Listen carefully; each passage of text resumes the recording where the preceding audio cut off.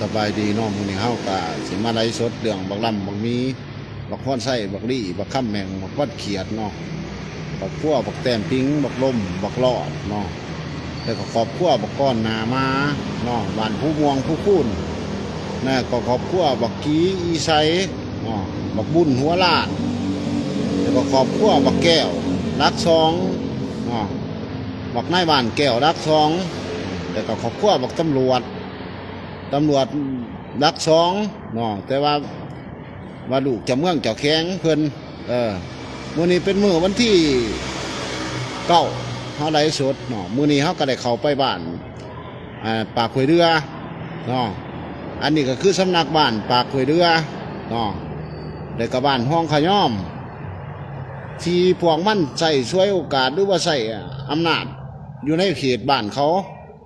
เดี๋ยวว่ามันสิไปอยู่ไสก็แล้วแต่เนาะแต่ว่าปัจจุบันนี่เฮือนซ่านนี่แม่นเฮาเห็นแล้วแต่ในบ้านนี่จงใจปิดคดีเนาะก็คือปีนหน้ามือเป็นหนังมือแต่ทุกสิ่งทุกอย่างนี่บ่ได้เคลียร์ปัญหากันมีแต่นายบ้านแต่ละบ้านนี่ซับซ้อนซุกเสืองลูกบ้านไว้หาแผนสิปีนคดีใส่เฮาและคนอยู่เบื้องหลังของนายบ้านนี่ก็คือเจ้าแข้งเก่าเจ้าแข้งน้องป่านี่แหละเอากระสิบอกสุฟังพวกบักดำบักมีบักค่อนไส้บักดีนี่เป็นคนสร้างปัญหาเหลืองทั้งดาวทั้งหมดในสังคมยุ่งแย่เอาคนส่วนร้ายมาทะเลาะกันเอาคนส่วนร้ายมาทะเลาะวิวาทกันกับเฮาความเป็นจริงบ่ได้เคลียร์ปัญหากันจักอย่างแต่มิตรปีนหน้ามือเป็นนางมือแต่เฮานี่ก็เป็นผู้เสียหายมาหลายปีแล้วเนาะเพราะฉะนั้นเขาสิแจ้งการความเป็นจริงขนาดคนใหญ่สางปัญหาพวกบักมีบักลำบักว่านเขียดนี่บักข้ามแมงบักก้อนนามานี่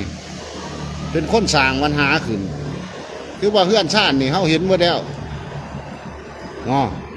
เฮือนซ่านหวานชองมันคบกับไผมันเอาไผมาพิตะเลาะวิวาทกับเฮานี่เขาหูมาแล้วพวกมึงหันบ่ได้ดีดอกพวกมึงหันมึงไปบอกคือซื้อบอกอะไรนะเปรียบเอาคนส่วนไหนมาทะเลาะเอาเปรียบอะไรกูซื้อดอกคันมึงเก่งคันมึงคนมีปัญญามึงสลาดเสลียวหันมึงบ่ทูเพื่อนถิ่มดอกบ่คู่ขี่อันคนคือมึงสลาดนะขายเอาเงินเขาใส่ทงหันมึงกะลี่แล้วอันนี้พวกมึงหันโมเมนคนสลาดคนงูแย่งสลาดเนาะเพราะฉะนั้นกูสิว่าให้ฟังเรื่องประวัติกี่กระ